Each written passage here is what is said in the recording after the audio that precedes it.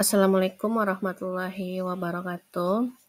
Baiklah Bapak Ibu semuanya, kembali lagi bertemu dengan saya Amelia Gustiani, mahasiswa program studi Magister Pendidikan Dasar Universitas Terbuka dengan NIM 501132536. Baiklah Bapak Ibu semuanya, kita masuk ke diskusi 11 mata kuliah studi komparatif pendidikan dasar di berbagai negara. Kita masuk pembahasan yang pertama. Di sini dari 10 model pembelajaran terpadu, model mana yang paling relevan dengan kurikulum yang diterapkan di Indonesia saat ini? Kalau menurut saya, model yang paling tepat yaitu model jaring laba-laba. Model ini paling menonjol dalam implementasi pembelajaran tematik di kurikulum 2013 dan masih relevan dalam pendekatan berbasis tema dan proyek di kurikulum Merdeka. Dalam model ini, sebuah tema menjadi pusat dan berbagai mata pelajaran atau disiplin ilmu dihubungkan ke tema tersebut. Tema yang dipilih harus menarik, kontekstual, dan memungkinkan eksplorasi dari berbagai sudut pandang mata pelajaran. Saya masih ingat di sini waktu saya mengajar di kelas 1 kurikulum 2013, yaitu ada temanya diri sendiri. Jadi itu temanya ini sangat menarik bagi siswa. Jadi satu buku per buku-buku itu sudah memiliki tema. Jadi dalam tema itu juga kita nanti melihat adanya model jaring laba-laba yang menghubungkan masing-masing KD dari muatan pembelajaran atau mata pelajaran yang ada.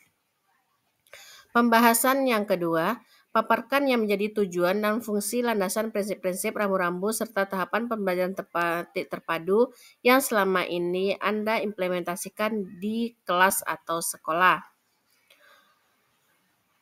Saya mengajar di UPTD SDN 02 Halaban, baru tahun ini melaksanakan kurikulum Merdeka.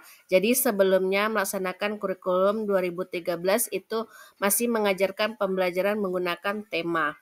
Jadi tujuan pembelajaran terpadu ini yang pertama itu meningkatkan pemahaman konsep secara lebih bermakna dan mendalam karena siswa menghubungkan berbagai pengetahuan dari mata pelajaran yang berbeda.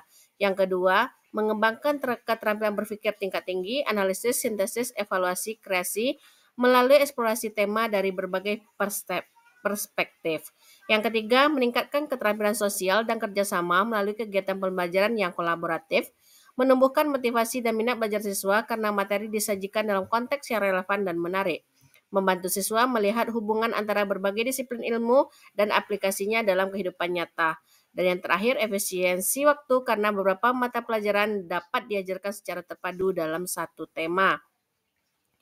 Fungsi pembelajaran tematik terpadu ini, yang pertama memberikan kemudahan bagi siswa dalam memahami materi pembelajaran karena adanya keterkaitan antar konsep. Kedua, menyederhanakan proses pembelajaran dengan mengurangi tumpang tindih materi antar mata pelajaran. Ketiga, menciptakan pembelajaran yang lebih holistik dan tidak terfragmentasi. Yang keempat, mendorong kreativitas guru dalam merancang pembelajaran yang inovatif dan menarik. Yang kelima, membantu siswa mengembangkan pemahaman yang komprehensif tentang dunia di sekitar mereka. Jadi guru memang di sini sangat kreatif, apalagi dalam menyiapkan media dan alat peraga dalam proses pembelajaran. Jadi alat peraga dan media yang disediakan guru sebelumnya itu sangat berhubungan dengan tema yang dipilih, kemudian juga akan berhubungan dengan mata pelajaran yang ada pada tema hari tersebut. Landasan pembelajaran tematik terpadu ini kita lihat dari landasan filosofi, yaitu adanya progresivisme menekankan bahwa pembelajaran harus didasarkan pada pengalaman nyata siswa dan relevan dengan kehidupan mereka. Yang kedua, konstruktivisme memandang bahwa siswa membangun pengetahuannya sendiri melalui interaksi aktif dengan lingkungannya. Pembelajaran tematik memfasilitasi proses konstruksi pengetahuan ini. Humanisme yaitu menghargai keunikan setiap individu dan menekankan pentingnya pengembangan potensi secara optimal. Landasan pembelajaran tematik berikutnya yaitu landasan psikologis di mana pembelajaran disesuaikan dengan tahap perkembangan kognitif siswa. Pembelajaran tematik memungkinkan penyajian materi yang konkret dan kontekstual sesuai dengan anak usia sekolah dasar. Landasan yuridis yaitu Undang-Undang Sistem Pendidikan Nasional Nomor 20 Tahun 2003, Standar Nasional Pendidikan Permendikbudristek yang mengatur standar isi, standar proses, standar penilaian, dan lain-lainnya. Kemudian panduan-panduan pembelajaran tematik yang dikeluarkan oleh Kemendikbudristek. Prinsip-prinsip pembelajaran tematik terpadu yang pertama berpusat pada siswa, yang kemudian memberikan pengalaman langsung, holistik, bermakna, fleksibel, hasil pembelajaran menggunakan prinsip pembelajaran, dan kegiatan pembelajaran bersifat aktif dan kontekstual. Rambu-rambu pembelajaran tematik terpadu ini tidak semua mata pelajaran harus dipadukan dalam satu tema jika memang tidak relevan. Pemilihan tema harus mempertimbangkan minat siswa, ketersediaan sumber belajar, dan relevansi dengan kompetensi dasar atau capaian pembelajaran. Materi yang dipadukan tidak boleh dipaksakan atau terlalu dangkal.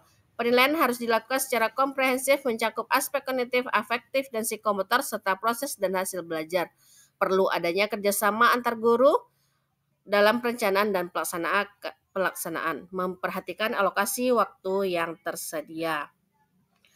Tahapan implementasi pembelajaran tematik terpadu, adanya tahap perencanaan, pemetaan kompetensi dasar, KD atau CP, kemudian penentuan tema, identifikasi analisis KD, menetapkan jaringan tema, penyusunan silabus, penyusunan rencana pelaksanaan pembelajaran tematik atau modul ajar. Tahap pelaksanaan kegiatan pembelajaran sesuai dengan RPP atau modul ajar yang disusun menggunakan berbagai metode dan media yang variatif dan menarik, menciptakan suasana belajar yang aktif, kreatif, efektif, dan menyenangkan, memberikan bimbingan dan fasilitas kepada siswa. Tahapan implementasi pembelajaran tematik terpadu yang terakhirnya yaitu tahap penilaian, melakukan penilaian proses dan hasil belajar secara berkelanjutan, menggunakan berbagai teknik penilaian seperti tes, observasi, portofolio, unjuk kerja, proyek, produk, dan lain-lain. Memberikan umpan balik kepada siswa untuk perbaikan, melakukan analisis hasil penilaian, dan untuk merencanakan tindak lanjut, remedial, atau pengayaan. Pembahasan berikutnya, analisa apa yang menjadi perbedaan antara kurikulum tematik terpadu kurikulum 2013 dengan kurikulum Merdeka, bagaimana implementasi di tempat Anda mengajar. Saya mengajar di UPTD SDN 02 Halaban di Kabupaten 50 Kota, Provinsi Sumatera Barat.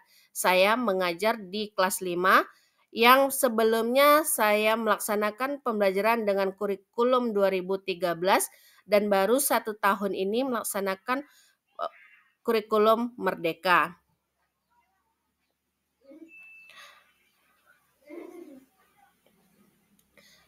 Bagaimana implementasi yang saya rasakan dalam penggunaan kurikulum 2013 dan kurikulum Merdeka ini?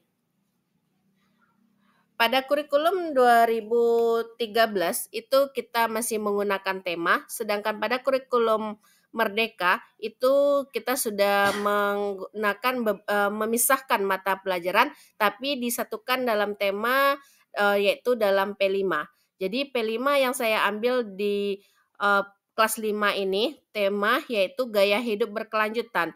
Kami menganalisis sebuah tema ini berasal dari masalah di mana di lingkungan sekolah saya UPTD SDN 02 Halaban ada lahan yang tidak berguna dan tidak terpakai sehingga dapat dimanfaatkan untuk kegiatan menanam jagung. Di mana tanaman jagung ini nanti dapat dimanfaatkan oleh siswa dan dijual.